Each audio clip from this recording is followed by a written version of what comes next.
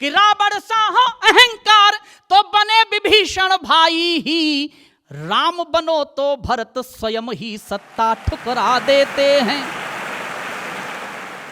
केवल थपकी एक मिले तो हर पीड़ा हर सकती है, केवल थपकी एक मिले तो हर पीड़ा हर सकती है, घोर निराशा के प्राणों में आशाएं भर सकती है, ममता का स्पर्श जरा सा सारे प्रश्नों का उत्तर। और जो माँ को प्यार करते हो, सम्मान कर रहे हो, पूजा कर रहे हो, उन सबकी तालियां उठें कि ममता का स्पर्श जरा सा सारे प्रश्नों का उत्तर, हो माँ का आशीष तो कोई विपदा क्या कर सकती है। घुला है लोक भाषा भाषियों का तत्व हिंदी में, घुला है लोक भाषा भाषियों का तत्व हिंदी में, बसा है दिव्य लौकिक शुभ्र सतदेवत्व हिंदी में, किसी भी देश की भाषा में वो मिल ही नहीं सकता, मिले जो भावप्रद ममता परक अपनत्व हिंदी में, मिले जो भावप्रद ममता परक अपनत्व हिंदी में। लेकिन होता देश में कुछ है, मैं आपको सही बता रहा हूं। मैं जब मथुरा पहुंचा, जब आंदोलन चल रहा था, मैं स्वामी रामदेव जी के साथ था आंदोलन में, तो घर पहुंचा तो हमारे एक मित्र मिलने आ गए, तुम्हारी वजह से, तुम्हारे स्वामी जी की वजह से हमारे पिताजी ने बट गए। मैंने कहा हो क्या गया भाई, स्वामी जी जिंदगी देते हैं, स्वास्थ्य देते हैं, ये निबटने की बात कहाँ से आ गई। मैंने कहा हुआ क्या था। बोले होगा क्या, मेरे पिताजी स्वामी जी के परम भक्त, 4 बजे स्वामी जी टेलीविजन पर प्रकट हुए। उन्होंने कहा लंबी सांस खींचो, तो मेरे पिताजी ने खींच ली, फिर लाइट चली गई। लाइट आई तब तक पिताजी चले गए, और स्वामी जी उस समय कह रहे थे इस तरह सारी बीमारियों का निदान किया जाता है।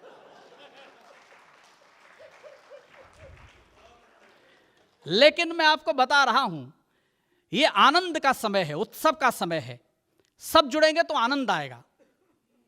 मैं 4 पंक्तियां और पढ़ता हूं। राजनीतिक उठापटक होती रहती है, लेकिन मैं सनातन परंपरा जीने वाला कवि हूं। 4 पंक्तियां पढ़ता हूं, शायद अच्छी आपको लगे तो बताइएगा।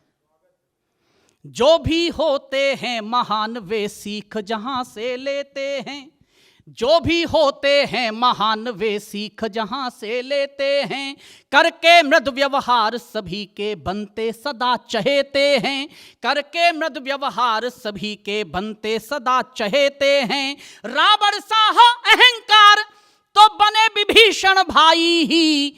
अगली एक पंक्ति हमारी सनातन परंपरा की है तो उठाना तालियां कि रावण सा हो अहंकार तो बने विभीषण भाई ही, राम बनो तो भरत स्वयं ही सत्ता ठुकरा देते हैं, राम बनो तो भरत स्वयं ही सत्ता ठुकरा देते हैं। हमारे वेद भैया बता रहे थे, वो बार बार सूचना दे रही थी, बोले मैं तब कहां चली गई थी जब मैं घोड़ी पे बैठा था। ये समस्या इनकी अभी की नहीं है, जब घोड़ी चढ़ने की बात थी तभी की समस्या है ये। जब इनकी घुड़चढ़ी होनी थी तो घोड़ी भी दब गई, तो कार चढ़ी करवाई गई। जब कार चढ़ी हुई, बरमाला का समय आया तो लड़की भी दब गई, बोले इसके माला नहीं डालूंगी। तो माँ ने कहा बेटा कोई बात थी पहले बताती, अब सब बाराती हैं, बारात सर पे है, अब ऐसे क्यों कर रही है। बोले पहले कोई बात ही नहीं थी, अभी की बात है। तो पिता ने कहा बेटा कोई बात हो तो बता तो सही, हमारी नाक क्यों कटवा रही है। तो लड़की ने अपने पिता से कहा पापा तुमको खुद समझना चाहिए, जो लड़का एक घोड़ी नहीं संभाल पा रहा,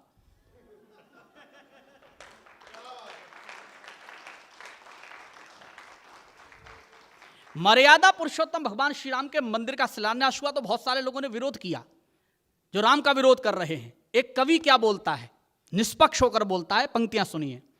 स्वार्थ सोच में घर कर ले तो जीवन रण हो जाता है, स्वार्थ सोच में घर कर ले तो जीवन रण हो जाता है, अपने ही विपरीत धरा का तब कण कण हो जाता है, अपने ही विपरीत धरा का तब कण कण हो जाता है, ज्ञान बाहुबल या फिर साहस कुछ भी काम नहीं आता।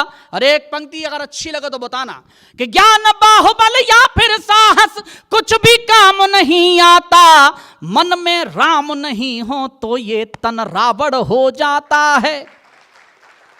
मन में राम नहीं हो तो ये तन रावण हो जा, नहीं रहने दो, मुझे पता है वो क्यों आ रहा है। मैंने कहा था मैं वैसे ही पूछ पूछ के काम करूंगा। देखो मैं आपको एक सही बता रहा हूं।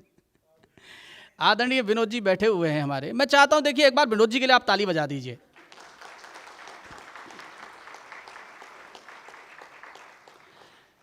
मैं इतना कहना चाहता हूं, हमारे हिंदी कवि मंचों पर आज भी कहा जाता है अब तो 56 इंची सीना है।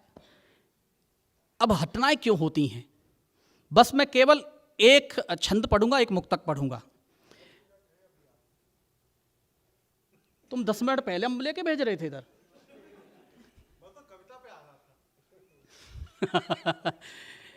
देखो क्या है, अगर तुम कविता समझते तो तुम्हें समझ में आती, मैं पहले भी कविता ही पढ़ रहा था।